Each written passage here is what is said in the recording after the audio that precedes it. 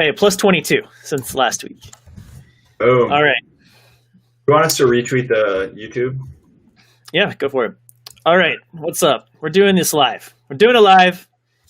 Citizen Bitcoin is going live. We did the first one last week with Ali Hammam of Tahini's Restaurants. That was a fantastic episode. I do have a YouTube channel, which I had neglected for 103 episodes, audio only for a long time. But hey, I'm getting used to this video thing with Swan Signal Live, and figured I might as well just start putting this stuff on YouTube as well. Of course, it'll be on the podcast feed on Let's Talk Bitcoin Network and the Citizen Bitcoin feed right after we drop this. I'm just gonna put it out there. I've got Brandon Quittem and Brekkie von Bitcoin with me today. Brandon Quittem, Brekkie von Bitcoin. What's up, guys? Brady Swenson. Howdy, Jeff. Show off Neil Kashkari if you're on video. Look at the eyes, man. Look at that face. Everything's fine in Minneapolis, as you can see. Oh, the eyes on that guy, man. That was he not like the worst possible person to put in that chair? Right?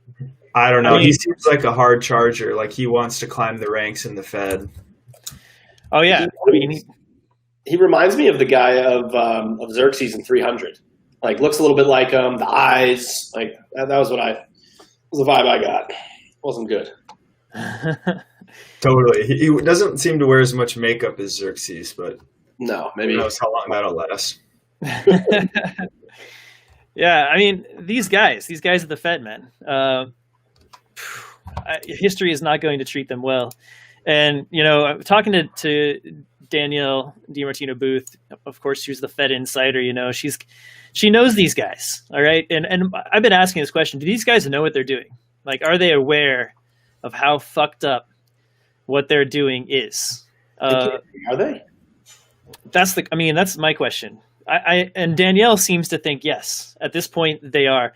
I remember, when she was writing her book, she was talking about how they didn't really understand this, right? The Keynesian ideology was so pervasive inside the Fed because all of them were PhDs, and they looked down on anyone who wasn't a PhD. Like Danielle had 2 master's degrees, right? And so she was like, looked down upon by the PhDs. It was that bad, right? They had drank their own Kool-Aid like that much, right? And now she's starting to think that these people are starting to get it, right? It's creeping in. Dallas Fed President Richard Fisher, who she was the right-hand analyst for, was really the last voice in the past 10 years for or against Keynesianism, or at least run amok, like it ended up happening in 2008, right? But those ideas are starting to creep in now through the various Fed banks. The Dallas Fed, again, is kind of leading that charge. They've always been sort of more conservative on that front.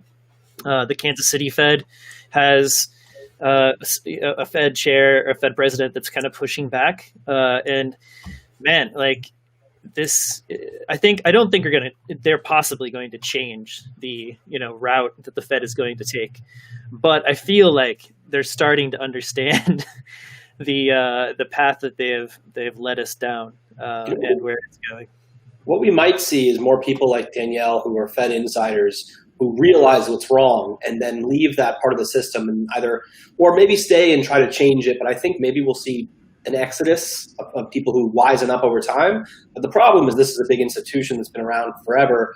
So they're just going to pull in new people, new acolytes to kind of keep it going, Yeah.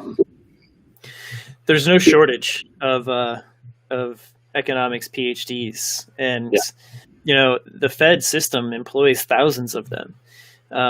That's where they go. That's that's sort of the dream job, right? That's like the JP Morgan Chase, McKinsey, Google kind of aspiration, right? Is to go work at the Fed for a lot of these people. I mean, dude, the whole thing is kind of crazy like that. Like I went to UPenn and the Wharton School that is there, a very famous business school. And part of why I kind of went in a different direction is because I was kind of just disgusted with the mindset of a lot of these people and what they were trying to do. And the funny thing is I'm in a Penn Telegram group, and I forked it because it's called, I don't want to share what it's called, but anyway, all they do is talk about Ripple and all these things that I'm just like, no, what, they don't get it. And so I forked it off and I made a Bitcoin pen channel on Telegram. And, some people have joined, but the incentives of the world, man, they're a little messed up. Speaking of the Fed. Yeah, go ahead. I was going to say, speaking of the Fed, I think that what we're going to see now is they're a bit more impotent than they would like to be. They sort of exhausted their tool set. And so the only way to get out of this is through spending. And so I think what we're really going to see is the population begging for more money to be injected in various ways. And with the Fed targeting as much inflation as we can get our hands on, that's really the only way. Like QE will continue, they'll guard the yield curve, they'll do all that in the background. But I think we're going to enter a period of massive, massive stimulus. Everyone's a socialist. Just money raining down from the heavens. And I think most people are going to cheer for it. And I think that in the short term, people are going to sort of feel better. And in the long term, it's going to just undermine everything. So, yeah, I hear that, man. Have you thought through the inflation deflation debate? I'm starting to, I've been listening to Ansel Lindner, who shout out Ansel, OG, orange pilled me in 2017 into being a Bitcoiner from being, shitcoiner, I suppose. And Bitcoin and markets. And he was calling out all the scams back then, had just calling it out before anybody else, leading the charge on S2F. I'm not S2F, on SegWit 2X, S2X, I guess it is. Yeah, he was out there, man. And love that guy. Now he's doing a podcast in addition to Bitcoin and Markets with Christian at Bitcoin Magazine called FedWatch. So I've been listening to Christian and Ansel, and Ansel's been pushing this idea that he really thinks we're heading toward deflation for quite a while before inflation shows up. The idea being, you have this interplay between the euro dollar and the US dollar, and that there's a lot of dollar denominated debt out there. And so the world can absorb a lot of dollars, right? And so taking all of, trying to pay down all of that debt and getting those dollars out into the world will actually cause some deflation at first, because it's going to be spread around the world. There's so much appetite for it, right? That the hyperinflation won't show up until later. So once all that debt is sort of under control through all the money printing, then you get the hyperinflation, right? It's sort of it's a Cantillon effect, but it operates at different levels. Here in the United States, we as a country, we are the money spigot, so we're closest to it. I do think we're going to see more hyperinflation everywhere else in the world, but the last place it'll hit will probably be here. But even you look at what Michael Saylor did and why he did it. There's the official inflation numbers, and then there's the unofficial real inflation numbers. And the way people like Michael are calculating it, that's what I'm looking at. Yeah. CPI is absolute garbage bullshit. So is GDP, and all of these measures that we use to measure success of the economy. They just keep getting it's all politicized, man. It's just all bullshit. But yeah, real inflation rates, 7-8% over the past 10 years since the financial crisis, and Saylor argues, upwards of 20-25% this year. That's rough, right? Yeah. So we started seeing it with food already. I don't know about where you guys live, but I think I haven't been keeping track, so this is all anecdotal, but seems like food's a little more expensive than it has been. Oh man, I can't go to the grocery store without spending $200. We have a family of 4 here. We probably spend. I don't know. I don't even want to think about it, honestly. At least probably $600 to $800 a month. He's just laughing at us over here. Well, yeah. You want to buy quality stuff too, right? You want to eat some steaks that aren't, you want to eat some farm raised, grass fed beef. that's off the charts. You're talking $20 a pound in some places. Yeah. However, if you get to know your farmer and you throw a chest freezer in the basement, you can get top tier beef all in for $7 a pound. Now that's averaged with ground beef and ribeye, right? The ribeyes are 25, the ground beef's 5. But if you buy in bulk, you get an average around $7, and then you just shop in your basement. We're actually that's what we do here in LA. There's somebody on Telegram we were talking to. It's like, anybody want to go in on half a cow? I was like, yeah, I'll do that. I got a chest freezer. So food NGU. Yeah, it's definitely true. We do the same thing. We have a chest freezer, and we just load up on beef from our local butcher. Fortunately, our butcher has been a longtime family friend, and so that's massive hookup for us. But still, it's expensive, man. So yeah, we're seeing it happen in CPI numbers that aren't being reported, right? And the stuff you actually want is going up. So So, in the CPI, I haven't looked lately. It's always 2%. Right. Well, Brekkie's looking that up. I think one thing to think about long term is, we're at the end of a Ray Dalio credit cycle, which means if history repeats, we're going to have to do some sort of a monetary reset. And the question is, will the US dollar hyperinflate? I think a lot of Bitcoiners have been pointing to that. A lot of gold bugs have been pointing to that, but it hasn't happened yet. And, we printed a lot of extra money since. I don't actually think we're going to see a US dollar hyperinflate. I think what's more realistic is we have all this debt, and we kind of have a couple options. One, we inflate away the debt slowly, sort of hidden tax by printing money, and the nominal debt stays the same, but the real value of the debt goes down over a decade or so. I think that's most likely. Otherwise, we can do a decade or two of austerity and decrease spending and try to balance the budget, but there's absolutely no political willpower for that. And so, along the lines of a Lynn Alden type thesis is we're going to devalue the currency over the next period of time.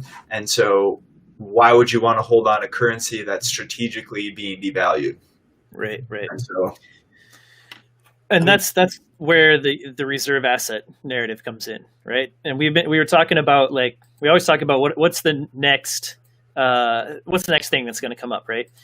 It's going to be, it's been digital gold for quite a while. I think people kind of understood that. Now it's reserve asset, right? Corporate reserve asset in particular is hot right now. It's so hot right now. So yeah, of course, MicroStrategy. We have Square. I feel like these guys, and obviously especially MicroStrategy in such a big way, are planting a flag, right? They're planting a flag on the real estate of the blockchain, which is obviously very scarce. And MicroStrategy has taken a big old Montana ranch size of the blockchain and just planted a flag and been like, all right, we're all in.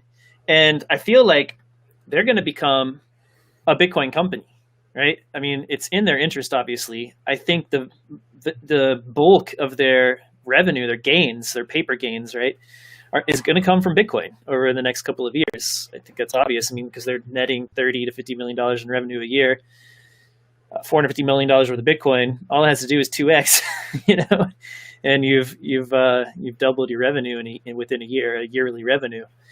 So man, I feel like these companies, once they get Bitcoin on their balance sheets, they're incentivized to get into supporting development, right? To get into mining, to get into providing financial services, Bitcoin strategic services, and supporting the network in general, just like we have all been sucked in by Bitcoin and spending our brain cycles on it, right? But they just have a lot more money than we do. Mm-hmm. The corporate Bitcoin standard is incredibly interesting. And I think it caught a lot of us by surprise. And we all haven't really taken the time to kind of consider the implications. But Bitcoin Tina has talked about this a lot in terms of what happens when you become a Bitcoiner and how Bitcoin incentivizes people to improve Bitcoin over time. And it's pretty incredible. And to touch on the sort of real estate metaphor, what's really interesting about the real estate metaphor, and I love it, like there's a limited amount of real estate on the blockchain, like get your sats now. The cool thing is that there's no, like there isn't beachfront real estate versus, across the train tracks real estate. Like all real estate's the same. It's just a matter of when you buy it and what price you get in. So go get your real estate. Right. And yeah, exactly. This is super scarce real estate, and you're buying up chunks of it, massive chunks of it, 0.1%, 0.2% now, right? 0.2% now, MicroStrategy has 45,000 Bitcoin. That's a big chunk of real estate. Imagine buying 0.2% of the world's land. I got to stop comparing myself to MicroStrategy. I'm like, oh my God, I don't have even a fraction of that, but I'm not a company. I'm an individual. So, dude, what we have is what we have, and it's going to be more than we need. I believe at some point. Do we think that this is going to be the driving narrative for the next bull run? Because when I think about this, like from a corporate standpoint, they're going to run the same brain cycle as Saylor did. He obviously did it quickly because he's predisposed to Bitcoin. He's been a Bitcoiner since the last ice age, and it just became uncovered now. And that's why it took him so short to pull it off. But other CEOs are going to come to the same conclusion. And, they're not going to go all in Saylor style, but they probably will dip their toes in over the next year or two. And what I found in my personal life is the normies love this narrative. If you say public corporation buys Bitcoin, they don't even have to think through the implications. They just put a lot of weight towards that. And so dragging retail back in is kind of part of the next step. If we're going to have another blow off top, we want big capital from the corporations, and we want the normies, stacking sats as well. And so to me, this feels like the obvious next catalyst. I don't think we even would need anything else. Like that will create FOMO enough to. It's just going to keep expanding and building, Why didn't we see this coming? We've been talking about the institutional money for so long, since 2017. We were talking about the CME, we were talking about Backed, and watching those grow. Watching the growth of CME and marveling at how big Backed has become since for months after it launched. It was at this tiny 30, 40 Bitcoin volume in a day, just laughable. It's way up now, and we were watching this stuff. But no one, and we were talking about sovereign reserve assets, central bank reserve assets, right? I'm sure there were people talking about it, but it was not a broadly discussed narrative, the corporate reserve asset narrative. Yeah. I mean, there's something. No, go ahead. I was to say, my opinion here is that the biggest thing is we had COVID, and that's going to force people to reevaluate. Check in, it's not business as usual anymore. So a lot more people are just generally doing a little inventory, a little house cleaning. And at the same time, the whole buy Bitcoin thing has been de-risked tremendously in the last couple of years. And, people listening to this podcast know the names, but, the Paul Tudor Jones and the Jacks and all these guys, they made it okay, right? And so as soon as reputation flips, now all of a sudden, it always made sense. We just didn't think anyone would pull it off, and now the reputation risk is gone. To me, it could be just that simple. I think it also, it was definitely a confluence of circumstances. Like someone like Michael Saylor probably having a lot more free time these days, being stuck on his boat with nothing to do but figure out how to save his business, in terms of their purchasing power. And so, I don't know. The other thing though is when we talked about institutions, we were talking about big institutions, multi-trillion-dollar endowments, blah blah blah blah blah. And I think for whatever reason we just didn't think about the more middle players, and they're still gigantic, But how many publicly traded companies are there? How many of them have cash on their balance sheet? It was sitting there, right? It was right in front of us, and maybe it was COVID. I think this is what we needed. A few people like Michael Saylor to kind of get it going, and now we're here. When Apple? Ryan's asking when Apple, and that's a good question, right? Who's next? I tweeted this out today, right? There's limited real estate on the blockchain. It's getting more and more expensive. Who's next? Is it going to be Apple? Is it going to be Facebook? I don't think it's going to be Facebook. I think Mark has a thing, doesn't really get Bitcoin, or even has perhaps a chip on his shoulder about Bitcoin because the Winklevi did an end run around him and took the $80 million of Facebook stock and turned it into $2 billion worth of Bitcoin, and it's going to be $1 trillion at some point, and like that story didn't end well for Mark, and I don't think he likes that too. Like nothing's happening with Libra, so it's like, what's he gonna do? But on the flip side, like, he isn't a dumb guy as much as he might be an evil guy. And so at some point he will have to face the facts that Bitcoin is what it is. And, it's probably a good idea for them to get on board rather than try to fight it. Yeah, I see two narratives driving corporate adoption. And the first is that it's economically rational. And that's what Saylor did. And after finding out it's economically rational, he became pretty ideologically motivated, which is just a nice byproduct. Not everyone's going to do that. And then you have Jack coming out and saying Square is going to dip their toes in. And their corporate language was around, this is good for the planet. This supports our corporate mission of open finance or inclusive finance around the world. And that's an entirely different strategy. And so the Apples and the Facebooks and the Googles, they have so much money. Buying Bitcoin doesn't help them materially. But maybe they would want to be positioned in a way that looks good from a PR perspective. And so I think those two different angles are going to be both, those threads are both going to be weaved in through the discussions now. And maybe there's more narratives I haven't thought about, but I think those are quite unique and they're, quite different. There's going to be almost two different FOMO cycles there. There's the economic incentive, but I think you're right. Like, how many companies out there are already political and, supporting movements and things like that? Like when Nike realizes that Bitcoin is good for the world, just do it, Nike. Just do it. Yeah. Laughing at my back here. Thank you for laughing, Brady. How do we find more Michael Saylors pre-Bitcoin? Like, where are the Bitcoiners that are just hiding in their corporate clothes right now? That's who we want to reach out to, the predisposed, powerful. Go to Miami, and we find the harbor where his yacht is, and we go to each yacht next to the yachts. And we say, hey, you hear what he did? Knock, knock, knock. Have you ever heard of Bitcoin? We've been talking to Michael 3 boats down about Bitcoin, and he's really into it. Mm-hmm. Can we talk to you about Bitcoin?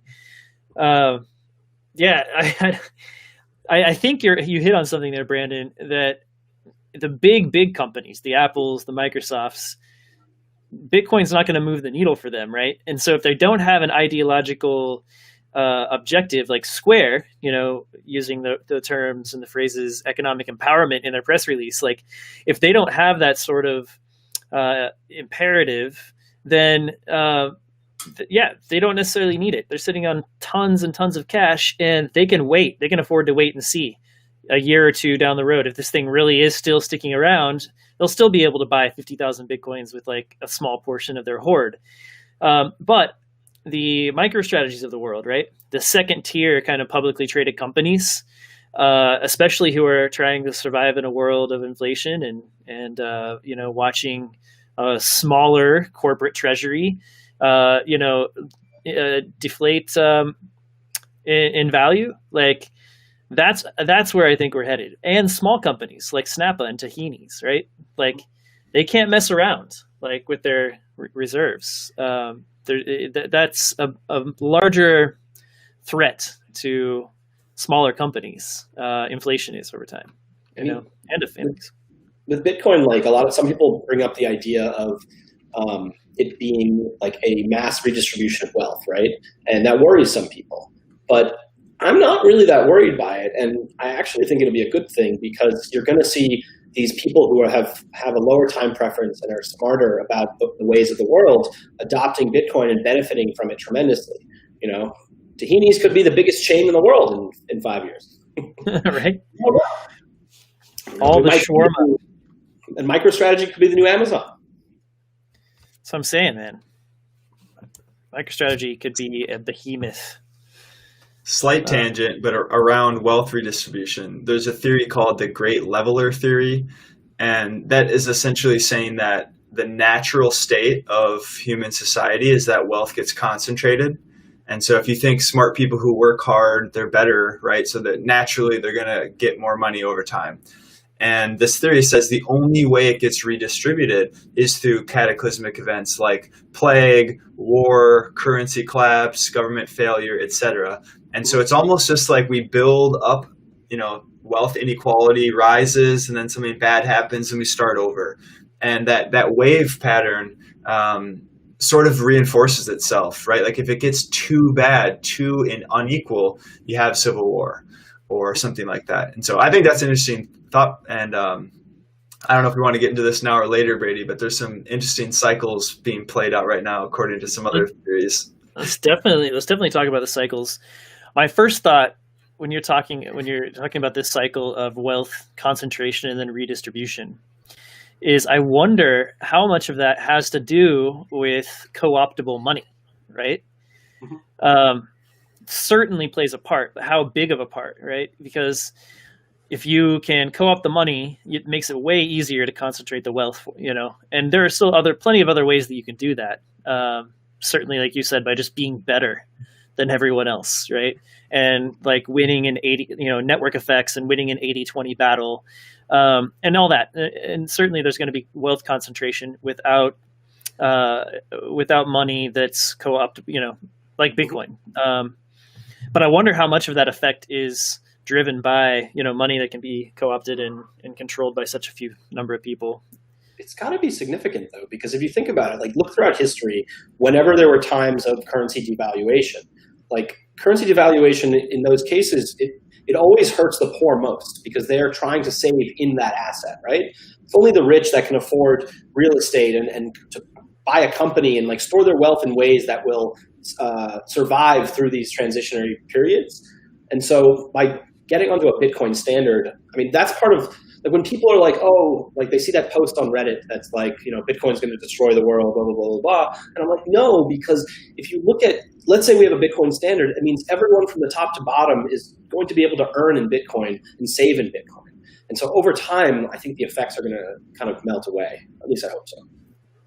Yeah, I think there's always going to be inequality, right? Because some people are more gifted, they work harder, luck, all those things. But what Bitcoin does is it gives everyone a fair chance. It's equality of opportunity. The game is set, the game is fixed, it doesn't change, it's not hyper politicized. And so people can hopefully just do a job, like create some value, and then the value that they create, they get to store. And if they create a surplus, they maintain that surplus for their life, right? They're guarding that real estate on the blockchain versus the ice cube between their fingers. Mm-hmm. And I think that's important. There needs to be inequality also because there's going to be incentives. And whether we like it or not, the people that create the revolutionary scientific breakthroughs, inventions, companies, whatever, that risk that they take, most fail, but the ones who do succeed get outsized payouts, outsized returns in their life and their reputation and everything. And then what happens is that value created ends up trickling down to everyone else, right? Mm-hmm. We have mobile phones everywhere on the planet. They're cheap now because someone did that in the beginning and took a risk, and they should be wealthy for creating those things. Mm-hmm. I mean, that's the other thing is like equality. We should strive for equal. Everyone should have the same rights, in my opinion. But you look at the American Declaration, it's the pursuit of life, liberty, and happiness. You can't ensure that for everyone. Look at every socialist attempt to do so; it fails miserably because we need incentive to grow and to change and to build. And if there's no motivation, then we stagnate. So, agreed. Can't hear you, Brady. Oh, I'm still muted. What was it that was Michael was saying on Swan Signal yesterday? It was like every creature is at their best when they are being challenged, the height of challenge. So the more challenged you are, the better you are, right? We're anti-fragile, and Bitcoin is the same way. Mm-hmm. And you have to have that competition, right? Otherwise you just stagnate. If you same reason why, when we used to be a nation dedicated to capitalism, you had, anti-monopoly laws, which were interesting, like debate, right? That's an interesting like government intervention. That always was to me as a free market person. Like, how do you think about breaking up monopolies, which could bring about arguably inefficiencies and stagnation because there's no competition, right? I mean, I don't know. It's one of those interesting questions that I've always kind of, it's a conundrum if you're a free market person. But you also have to get into like what enabled those monopolies in the first place. Like, did the Cantillon effect enable them in the first place? Because if so, then we've never truly seen pure capitalism in this country. Maybe at certain points in the aggregate. I mean, I think the most obvious historical example, Ma Bell, as it was called, right, being broken up into regional companies. That was probably just straight up network effects. And I don't know if they were doing anything illegal or not to like take over like mergers and acquisitions and underhanded dealings and stuff like that. But that was one of the first network effect communications technologies that humanity's had, right? That could really spread far and wide and have a really deep reach into the populace. So it really could have just been network effects, and we just hadn't seen that happen before to such an extent that you had this absolutely dominant monopoly that was crushing any or not allowing any competition to arise again. Yeah, I think you touched on a really important point there. Both of you guys did, which is some businesses, some companies, whatever, they naturally turn into a monopoly. And that is the most efficient, right? Like Amazon is the most efficient because their supply chain is the most efficient. And it doesn't make sense to have two Amazons. That's something we have to deal with in free markets. I think it's, as long as it's not being unfairly abused, it's good for most people. So we should call it a net win. But the other kind of monopoly, Brekkie, you were touching on is, okay, now I'm a big company. I have deep pockets. I have relationships with the government. And now I help pass laws in which build a moat around my business so that startups can't actually compete. And that's anti-competitive. That's not part of a free market. That's actually very bad for individuals. And so trying to figure out a way, and I don't know if there's a way around this, because if we live in a democracy, we're going to have lawmakers, and those lawmakers are not going to know what is the best law, right? They can't be specialists everywhere, so they have to rely on industry to tell them how to make a law. But the problem is, I'll slip you a 20 and you make my law versus the law that's best. And I don't know a way around humans. We're kind of stuck there. Yeah, we can do our best. That's, this is why people are libertarian. So, well, so, this kind of gets back to the idea of cycles, and I want to circle back to talking about the fourth turning. But we can kind of get there through this idea too, that government and democracies and governments in general go through cycles, right? And this is the kind of the main idea, main thesis of the fourth turning, is that we sort of build up institutions and then we tear them down, right? That was my takeaway on like the very high level takeaway. And governments, they just get bigger. That's what they do, right? You just you go in and you're there to legislate. That's like the default position. And you get elected and you have an agenda, and your default position is to, pass your agenda. And that is almost always additional laws, right? It's hardly ever, let's get rid of these laws. That agenda doesn't seem to win out over time in a democracy. There's a great quote from Thomas Jefferson that I love about this. I don't know if you've heard it about that. He talks about what needs to happen every 20 years. Have you heard this? It's fantastic. God forbid we should ever be 20 years without a rebellion. The people cannot be all and always well informed. The part which is wrong will be discontented in proportion to the importance of the facts and misconceived. Anyway, basically they're saying that you need a revolution in the country every 20 years or so, and we've been resting on our laurels, and the system's been growing ever more complex and crazier and bigger, and we haven't had that. This guy's one of our founding fathers, so. Yeah, there was lots of wisdom that has been lost from the founding fathers about central banking too, and the threats of paper money. As opposed to actually using the specie itself, the direct actual money to trade in. And yeah, I would say we go back to cowrie shells. So go back to cowrie shells and glass beads, call it a day. wampum. Another Jefferson quote: "The tree of liberty must be refreshed from time to time with the blood of patriots and tyrants." That's the end of that same quote. Yeah, okay. And the finishing line there is, "It's the natural manure." Mm-hmm.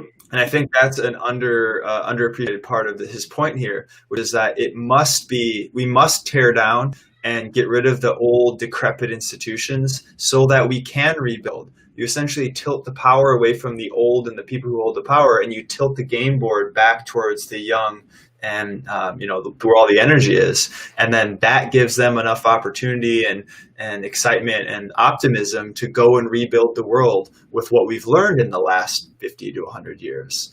Mm-hmm. And it does feel like we're coming to a head right now. I don't think anyone would disagree 2020 is the most interesting year in a long time. And so, this is normal. If we go back to the fourth turning, these 80 to 90 year cycles, they end in a crisis. And these crises are not necessarily bad. This isn't a doom and gloom thing. It is a necessary process. It is the winter, right? We clear out the underbrush and we can rebuild again. And I think Bitcoin's coming to that point right now where we have these cyber hornets around the world, and yeah, of course, yeah, that's and the Bitcoin mushrooms grow up from the mycelium. Yeah, I don't know how I missed that opportunity. Thanks for being honest, Greg. But what I was going to say is Bitcoin has a lot of challenges left, a lot. Like, the incentives are right. We all believe it's going to win. But it's not like we're going down a slide into the kiddie pool. We're increasingly coming across larger challenges. And Bitcoin on its own can't do this. What does this is a decentralized network of individuals who really give a shit about this and who are willing to, I don't want to say spill blood. Like, I'm not going to go, whatever, I don't need to get into that. But point is, we're going to have to fight some big battles here in order to keep Bitcoin what it is and to get it through the finish line, essentially make it too big to fail. I like this pool metaphor. It made me think, what are we as Bitcoiners doing in this pool? You know what we're doing? We're pissing in the pool. And if enough of us start pissing in the pool, they can't do anything about it. I'm still working on the metaphor. I don't know if it actually works. I'm not sure that's one that's gonna take off, Breck, but yeah, it's all right. Maybe if you keep working on it. Yeah. So let's talk about these 80, 90-year cycles and Neil Howe. Let's dive into it a little bit more. Let's talk about the generational changes, the archetypes of the different generations. All this stuff is really interesting, and it's especially interesting now because we are, at the fourth turning, and that's probably the most interesting cycle, at least to my mind. They're all interesting in their own ways, but Brandon's been studying this quite extensively. I've read the book as well. I definitely want to give a quick overview for me and the. Yeah, definitely will. I was just going to say that Brandon has been studying it very closely. He is working on a piece, so his next opus will be inspired by Neil Howe's fourth turning. So if you want to kind of give us a summary. Yeah, so I think the best way to give a summary is just to rewind to the previous cycle so we can kind of juxtapose two periods of time to show how they're related. And so the previous fourth turning, which is the last quarter of this 80 to 90 year cycle, it started in 1929 with the stock market collapse. So you got 1929, the Great Depression, FDR and the New Deal, leading right into World War II. And then after World War II, we essentially rebuild the world. That's NATO, IMF, UN, World Bank, Bretton Woods, everything. All the institutions got re-architected. And then after that fourth turning period, you go into the high. And so that's like the first quarter of that 80, 90 year cycle, which is when, okay, we just built all the things, we re-architected it, inequality goes down. Generally, people are happy and content. We invented suburbs then, and we took a lot of wealth from old people and gave it to young people. And, then you have that period where the external world's nice, but we're all kind of sterile. And it's the white picket fence, it's the leave it to beaver type time. And what happens then is the young people, they grow up in this time when everything's so rigid, the interior world is bankrupt. And so the young people create a revolution in the second turning. That's the conscious revolution. That's African American rights. That's civil rights. That's all that kind of stuff in the 60s and 70s. And then after that, those young people who are very ideologically motivated, the boomers, they grow up and become yuppies.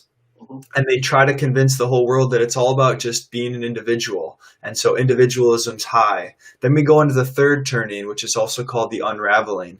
That's sort of like the getting's pretty good still. And nobody really cares. Culture sort of decays. Individualism's high. The boomers, what was that? Like the high time preference 80s. Extremely high time preference. Yeah, where the boomers don't raise the Gen Xers, so they become these weird latchkey kids. And then the millennials are sort of a backlash to that. We're like, whoa, the kids are horrible. We have to overparent the next generation. So the millennials are 13th place ribbons, and we're all leaders or whatever. And then we go back into the fourth turning, which started in 2008. Again, the analog would be 1929. So we have this shock. And all of a sudden people go, whoa, like we've been asleep. What's going on? And you start to see culture change. And what's scary in fourth turnings is the people start to, in order to make these large changes, we do have to centralize power. And so every time throughout history, these fourth turnings, you see flirting with totalitarianism, populism, McCarthyism in the 30s, et cetera. And so we're entering that period now. And you can kind of see culture doing that, the cancel culture. If you're not with us, you're against us. Populism on the left and the right. All over the world, we're experiencing this. And so it's sort of that period where we have to get together to make a change, but we do need to be extremely mindful because fourth turnings don't always turn into a good period next, right? It could be fantastic next, or it could be pretty bad. And so previous fourth turnings are World War II, Civil War, the American Revolution, et cetera, and they all end in war. Now, the question becomes, is COVID the unifying force that's strong enough to galvanize the whole population to make a change? Or are we going to have some other conflict coming up here, whether it's a second American Civil War, conflict with China or Russia? I don't know the answer to that. But 6 months ago, I thought COVID was going to be big enough to re-architect. Now I think that we have a larger conflict coming. And if we believe this theory is more or less true, we probably around 2030 is when we'll exit this and move into a new period. So I'm planning as if we have another decade of chaos. And so, we can talk about ways that I think make sense in the chaotic period to prepare yourself. But that's probably enough for one monologue. Yeah. That was my assessment as well, that we're sort of at the beginning of the fourth turning here. We've got another decade to go. There will be surprises, obviously. There is so much Tinder out there, right? And who knows which spark, which piece of Tinder or pile of Tinder is going to get sparked and then sort of spread to the rest.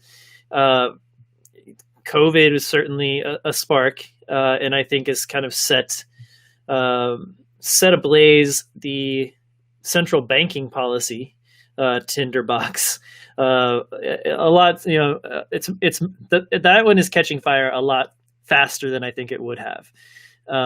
And so, yeah, we're overcommitted. I think like an outcome of that could be like, more monetary socialism, more socialist ideas like UBI, directly, a Fed coin coming sooner than later, money going straight from the Fed. So the Fed basically takes control of the dollar. They also become the fiscal arm of the money control. So they're both parties. The legislatures don't have any control over fiscal spending anymore. Basically, they have to go to the Fed to get the money, and the money goes straight from the Fed to American citizens' accounts, and American citizens have accounts at either regional Fed banks or the Fed Reserve itself, the Central Federal Reserve. I think that's happening a lot faster, right? That's coming. So that's one of them. That's one of the things I think has been sparked by COVID. Other trends as well, right? Like that are going to shake up the way corporate America works. I think that was a part of the Tinder that was sparked by COVID as well. So yeah, those are some things I see coming. There will be other surprises. I've got a question. Brandon, in your research, when these events happen, have you looked and seen whether they had sound money or not sound money at these times? Because, my natural state is bullish Bitcoiner. And so in hearing this, the first thing that popped into my mind was, well, now we have Bitcoin, though. So maybe it'll be different. Yeah, so good question. And I think that's probably one of the first criticisms people have, whether it's the introduction of Bitcoin, would that stop these cycles? Or now we have social media, so the rules are all changed or whatever.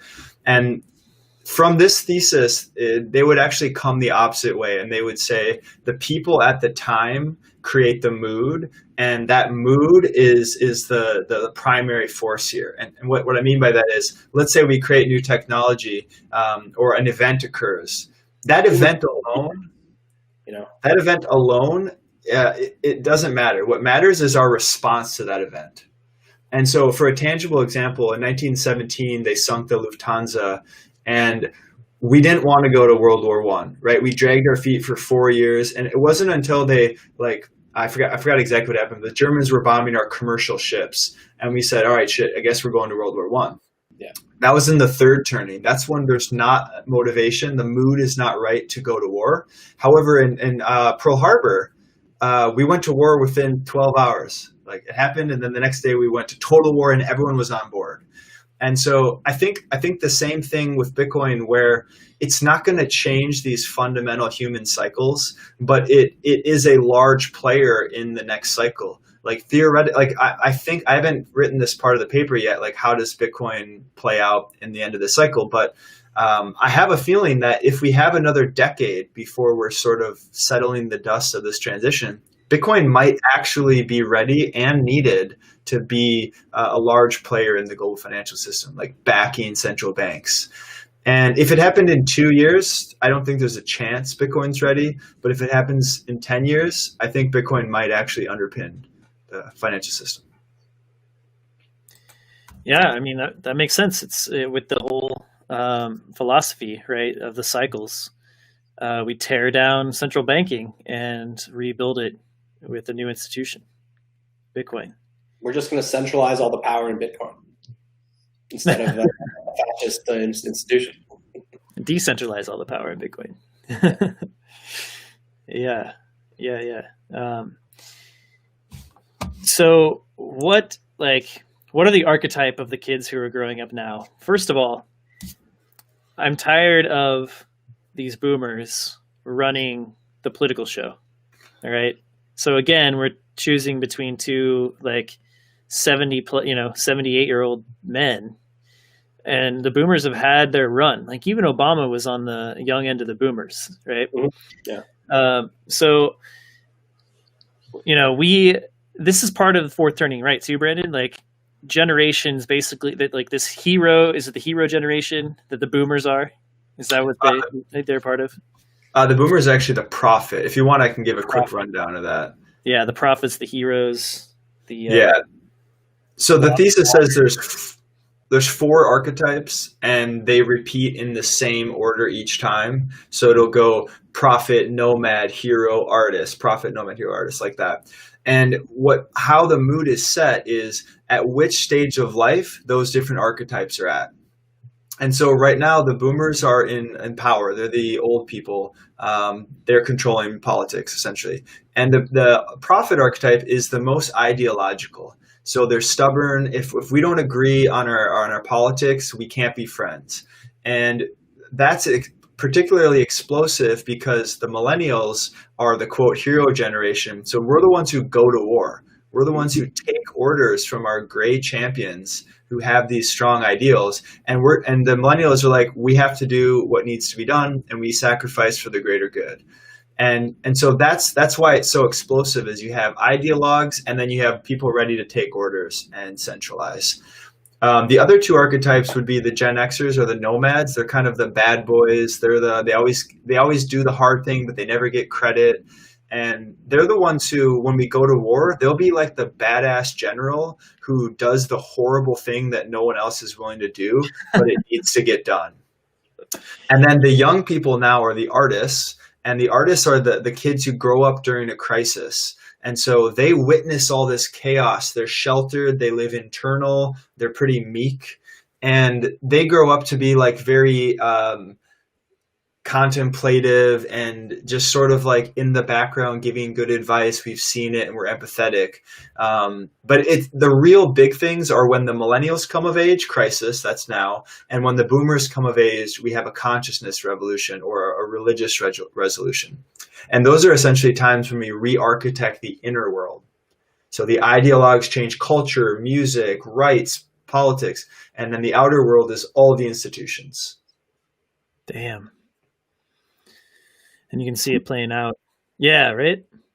Yeah. Last 500 years, over and over and over, the same cycle. I didn't want to believe this. It's not astrology. It's not like hyper predictive, but these themes play out. And what's interesting is they're so human. It's an emergent thesis, which is that we're millennials, let's say, so we all grew up roughly at the same time, and we're all parented by people who grew up similarly. So our parents parented us the same. And then we grew up all in the same time, so we share an identity. And that cycle is symbiotic. It's essentially history. So the times create the generations, and then the generations grow up, and then they create history. So history, generation, history. It's just that same cycle. And each archetype is important. It's not like heroes are good. Heroes are collectivists. Right? But there's a certain point when we become too individualistic that culture decays. And then the collectivist people say, well, we should probably work on our institutions because they actually have some benefit. And if we get too rigid there, we have no internal life. And so, yeah, they all just sort of keep the cycle going. Right. The world's a wild place. So, yeah, I mean, the sense that we all have, it's a crazy time, is, I guess, predicted by this sort of generational cycles in this book. So check out Neil Howe. And Brandon's going to publish this piece. I'm excited about it. I would love the dream is to get Neil Howe on with Brandon to talk about this stuff and really get into the weeds and the details and talk about what the next 10 years might look like based on these cycles. I'd love to hear his predictions. Brandon, tell us what your predictions are since you've been thinking about this and how you are preparing. Yeah. So quick thing before I do that on Neil, he works for Hedgeye, the same company that Keith McCullough, who had some controversial thing, he sold his Bitcoin, whatever. Yeah. Generally speaking, that group is not super bullish on Bitcoin. And one of Neil's things, he made a video in 2017 saying why Bitcoin doesn't fit in with the thesis. And one of the things is that millennials are the collectivist generation. And so in that environment, we want strong institutions, and that's typically a political structure. So we'd rather have the central government dictate who gets money. We all get UBI, right? That'd be a very millennial idea. And so when we're pitching Bitcoin to millennials, I think it's important that we realize that by and large, millennials don't want to separate money from state. They wonder why that would even be a good idea.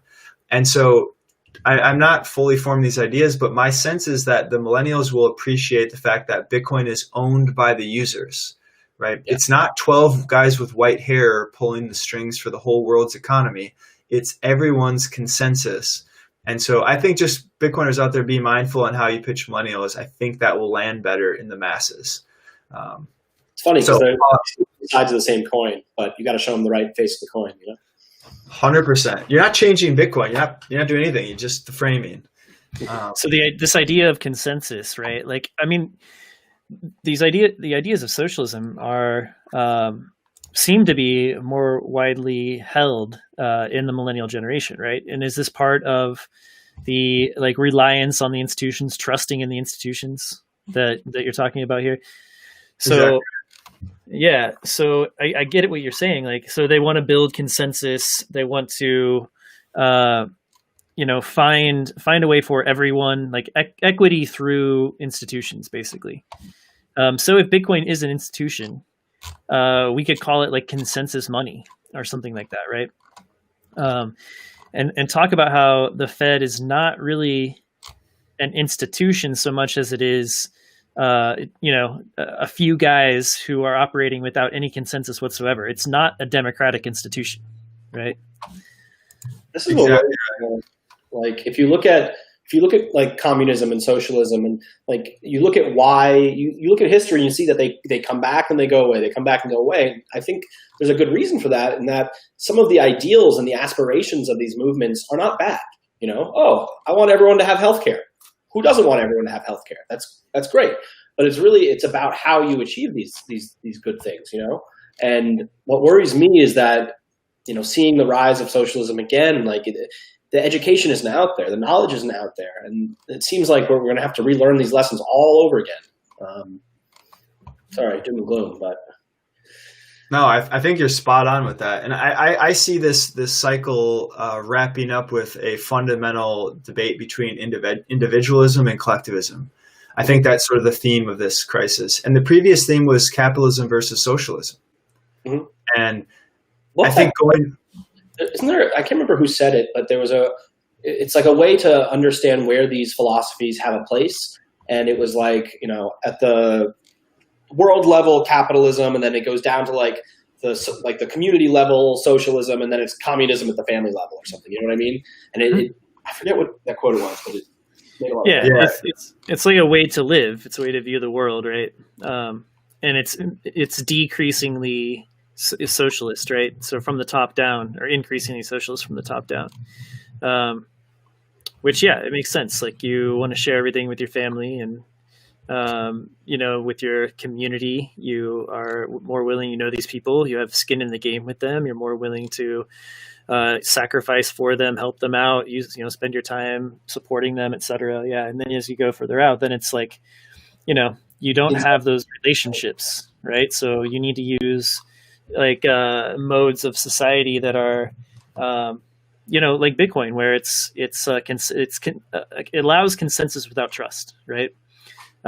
Which creates the ability for us to trust people without knowing them at all. That's why Bitcoin can scale so far, social scalability, right? That idea from Nick Szabo. Brandon, what's the difference between socialism and capitalism and individualism and collectivism? Because I would think that like those are closely related, but what's the nuance there? Yeah, I don't have probably a great answer here, so I'll just stumble through my initial thoughts. But I think the socialism, capitalism is like, how do we run our economy? Like, do we want more free markets or do we want the state to run the economy? And I think individualism and collectivism is much more of a cultural thing. And I think that they're practically the same fight, but with just different skins. And so this feels more like a culture war. Right, we're debating about speech. We're debating about how to be, and just like general cultural things. And it comes after a time of cultural decay in the 90s and early 2000s. And so we're sort of trying to remedy that and realize that we got off the rails culturally. And I think you made a strong point there, Brady, that Bitcoin actually is an institution, or it could be viewed as an institution. And so when we are rebuilding, do you want to rebuild with institutions that are again run by old white guys, or do we want an institution that increases our social scalability above that way to architect humans? And so I think that's probably the most important point here, is that we're going to move to a period where protocols replace people in those institutions. And that allows us to build way taller. It's like building steel skyscrapers, which can go really high, versus wood, which is 3 stories, whatever it might be. Like, let's rebuild the institutions from steel and see how high we can build society from that. I love this idea of Bitcoin as an institution, as like a new type of institution. It's pretty powerful. Like institutions like allowed us to go from, hunter-gatherer tribes to actually having civilization, but, there were flaws. So now we're improving on those flaws, and who knows what we can build once we do that. Exactly. Back to Brady's favorite theme of the dawn of the Bitcoin Renaissance. You need massive upgrades to our institutions if we're going to call in something like that. Yeah, absolutely. I do like this idea too, is that the new idea of institutions are based on decentralized consensus building. And if you think about it, like monarchy moves and like autocracy moves from and then the shift to democracy is for a decentralization, right? A movement toward decentralizing governance. But it's still, especially when you grow it to the scale that it is now, is like what, 10 million people at the beginning of when the Constitution was ratified, to 370 million people now, and you try to scale those ideas. It all of a sudden becomes way less decentralized than it was before. I mean, we're not even in a direct democracy. Like, we always call ourselves a democracy. We're in a representative republic or democratic republic, which I don't think. I don't think it's accomplishing what the founding fathers thought it would. Oh, certainly not. Certainly not. Yeah. I mean, it's become more and more centralized, obviously, over time. And part of it is because we've grown just the number of people and we're not increasing the number of representatives, but also because the federal government has just become so much more powerful than the state governments. And that's not the way the Constitution was set up, right? So we've slowly centralized, but we have these institutions like Bitcoin that can't be centralized. Like, we're much more resistant to it, right? Than democracy is. And so you start with the money. What comes next? Like, what other protocols can we use to achieve decentralized consensus, right? How does this affect the way we govern ourselves? I have some thoughts, but I'd love to hear what you guys think. Like, how does Bitcoin change the way we govern ourselves? It's interesting because I think then we might kind of get into like the territory of like decentralized governance, like voting mechanisms, things like that, which I'm not sold on at all. Like, I think they're flawed. I think, the only things that blockchain is generally good for are things that are endemic to the blockchain, which is like Bitcoins. So I don't know. Like these are issues of human failings, like humans have faults. Humans are greedy, and when you centralize power, the greed comes up. So I don't know. I don't think we can fix everything. No, definitely not. We won't fix everything, but not everything. Yeah, what I see here is that, like, long term, the large epic nation state, now going into sovereign individual, that large nation state, the incentives for that are just slowly declining. And we can speak to defensive technologies like cryptography or Bitcoin or whatever. But essentially what this allows us to do is empower the individual, which is fundamentally a good thing, because individuals who have freedom and left to their own devices will create value because it's in their best interest, and that value spills over to everyone else. And so optimistically, this next period will be a time of reinvigorating the individual, getting out of the individual's way and letting them create in a way that is culturally accepted in a socially responsible society. So we essentially need to convince the collectivist side that doing what's best for an individual is actually ultimately what's best for the group. And those risky taking individuals, they shoot the moon and we all benefit from it. And it, again, Brekkie, same thing, same side of a different coin. It's about framing and it's about the nuance here. But I think that's the most optimistic we can be here, is atomize the state because we've outgrown it and we need to outsource to protocols instead of people. That's how we outgrow the state. And money obviously is an easy one that pulls on a lot of different things. And you can also say identity. We can be pseudonymous online. We can be citizens of anywhere. We can own second passports. We can move our capital, disincentives for war because you don't get any money by taking over the other guy. One of the hurdles to this, though, and you said something that resonated with me, was the idea that people will do what's in their best interest.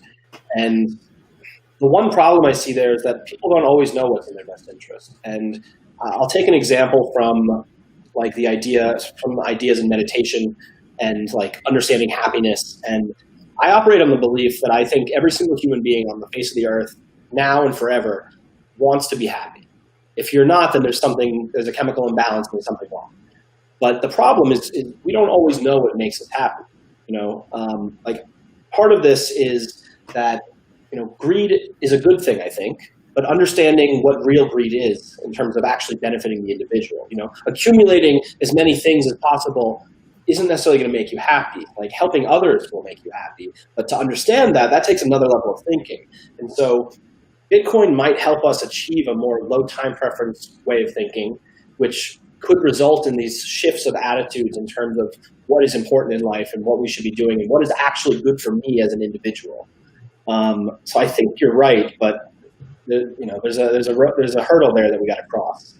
And yeah, I see the individual seeking wealth or power or potentially bad motivations as a way, like it's a necessary thing and it's always going to be there. And the difference with Bitcoin versus non-Bitcoin is in a fiat system, if the inventor, creator, whatever world builder creates something new, only a small percentage of that value actually trickles down to the people in society.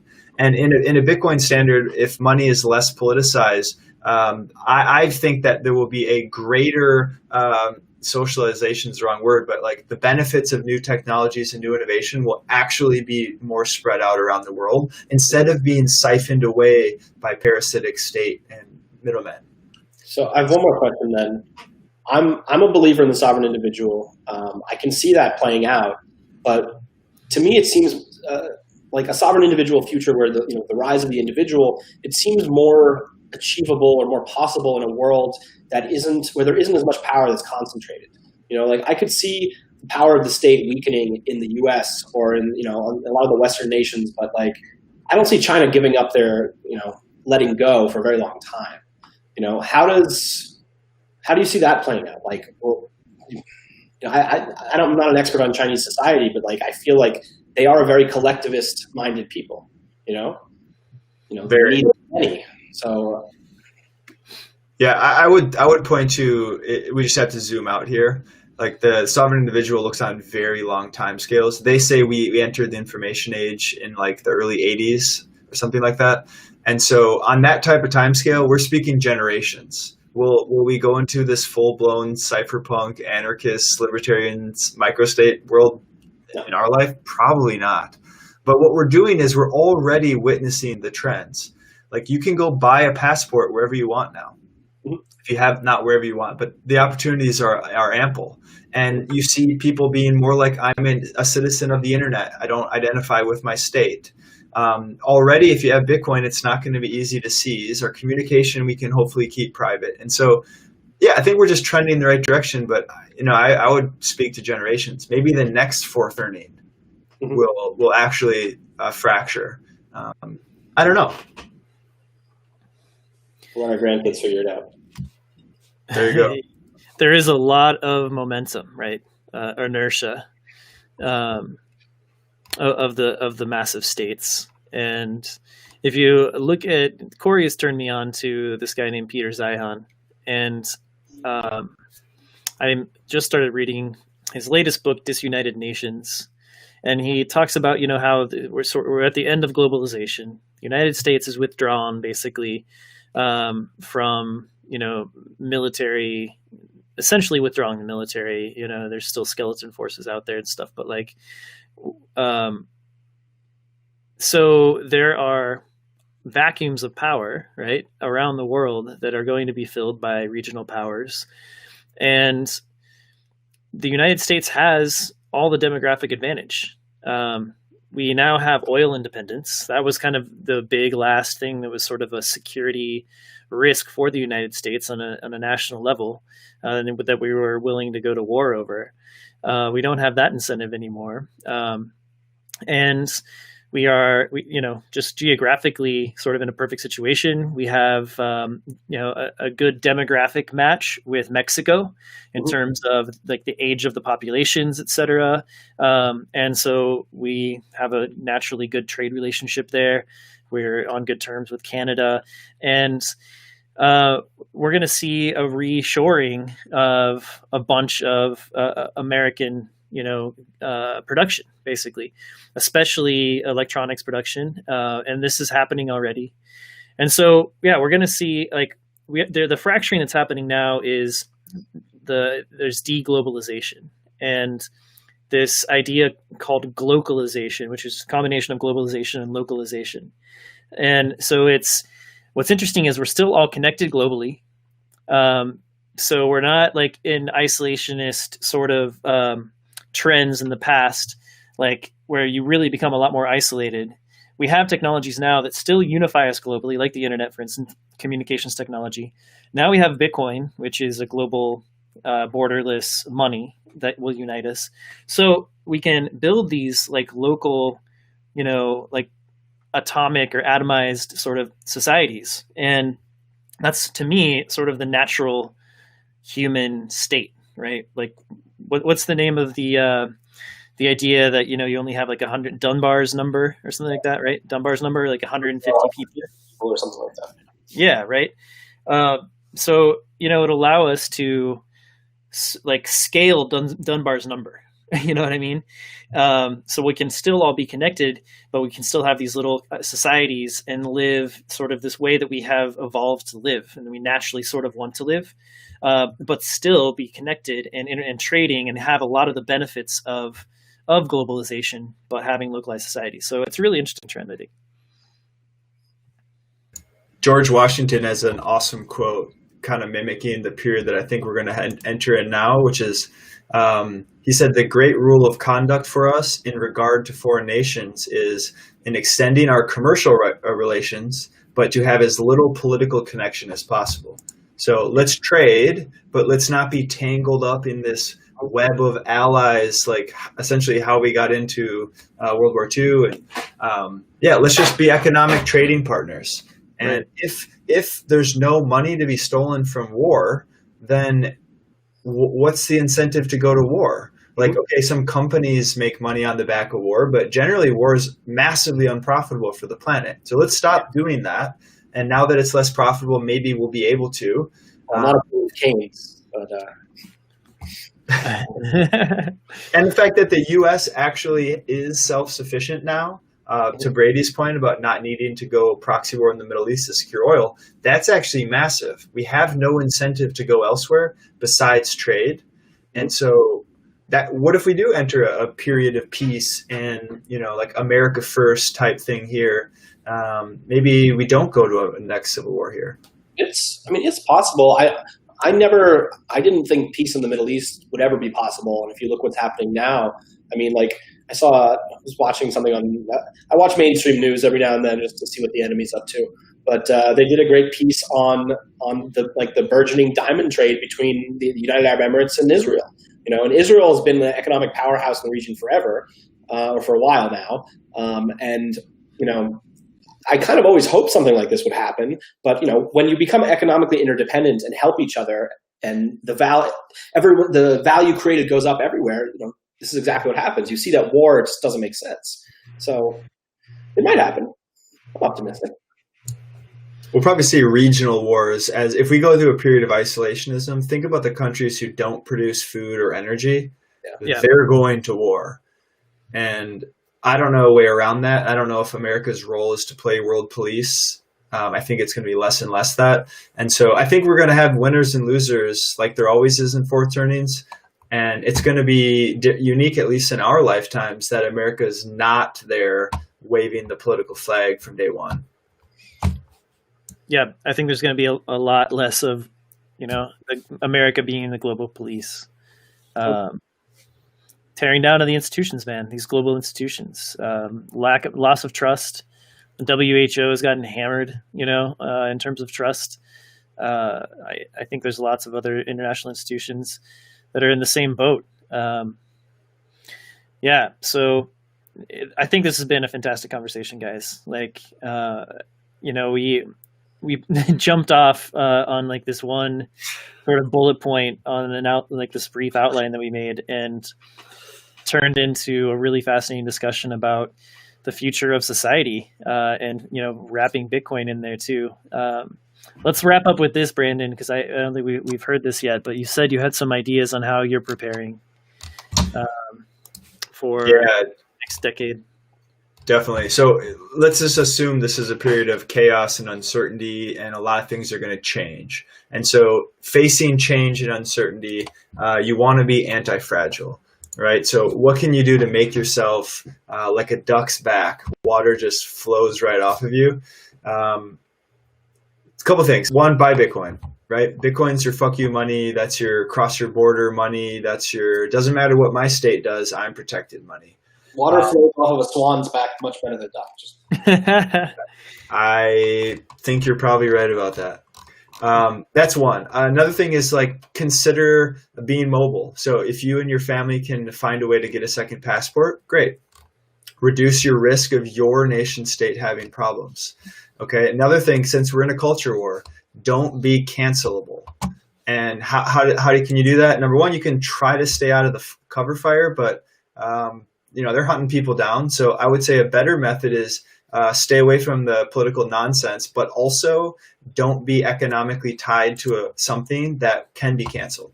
So if my job is cancelable because I tweeted something bad in college, that's not a very anti-fragile position. So maybe get a side hustle, maybe work for a company that allows you to be an individual, whatever that might be. Another one that Bitcoiners are going to like is find like-minded people. Right? You're weak on your own. It doesn't matter who you are. And so relying on a like-minded community is super helpful. The Citadel idea, and also just having Bitcoiners to bounce ideas off of. Being able to defend yourself with a firearm or some other method, I think is important. Watch your debt levels. I think people on Twitter are talking about taking out cheap debt and buying Bitcoin as sort of a speculative attack, and there's actual economic justification for that. But don't go into debt to where a short-term market cycle can wipe you out. Home debt and mortgage is okay, but save some money. Don't be crazy. That's probably enough. There's plenty more, but those are probably the most important ones. Food independence is a good one, right? Like make connections in your community with food producers. If you can produce your own food as much as possible, like even just a little garden can go a long way. We have a vegetable garden that always produces more than we can eat, and we're giving it away. Find a butcher / a rancher and make a connection with them have a meat source. Find someone who can get you eggs and milk if you're into milk, and then grow some vegetables. And that's really all you need, right? A couple connections locally, and then grow some of your own food, and you're in good shape. Anybody needs a bison guy? I've got a bison guy out in Colorado. Give me a DM. I'll hook you up. It's grass-fed, delicious. I'm eating bison like every day. Bitcoiners need bison guy. All right. DM Brekkie. All right, gentlemen. Thanks for this. I really appreciate it. We didn't even talk Swan, which is, we just needed a break because we're always talking Swan with each other anyway. So whatever. I mean, there's cool stuff going on with Swan. There always is. We do have a lot of announcements coming up in the next couple months, kind of lined up to drop. So daily buys is out. It's working, and we have a list of Brandon's running communications for us. So we have a list of people to email about daily buys. So if you're on that list, be watching out over the next couple of weeks for an email, and you can switch over to daily buys. I'm stacking daily. It's awesome. Every day I can look at my little stack. It's not much. It's a modest daily stack, but it adds up.